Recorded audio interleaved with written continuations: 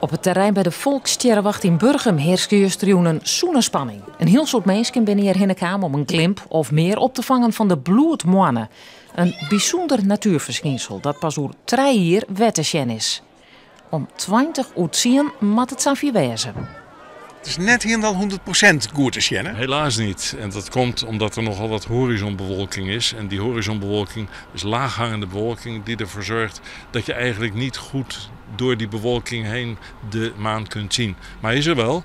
En van tijd tot tijd als die bewolking wat oplost, dan zie je die rode kleur heel duidelijk. Het was even zoeken tussen de bomen door.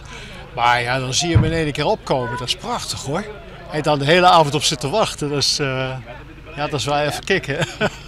Wie het een mooie maansverduistering?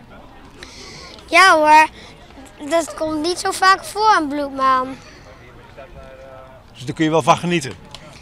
Ja, helaas heb ik mijn telefoon vergeten meenemen, want anders had ik nu wel hele mooie foto's gemaakt. En die foto's kunnen we maken worden, want hoe letter het wordt, hoe beter de bloedmoannen te zien is.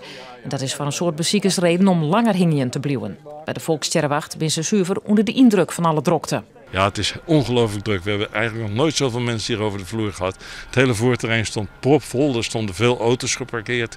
En de mensen blijven ook hangen. Want langzamerhand wisten ze dat je na 9:30 die maan kon gaan zien. Is sterrenkunde jouw hobby?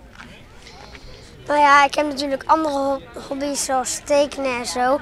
Maar ik vind sterrenkunde wel heel leuk. Die had ik laten gaan studeren omdat ik als geen astronaut kan worden omdat ik een bril heb.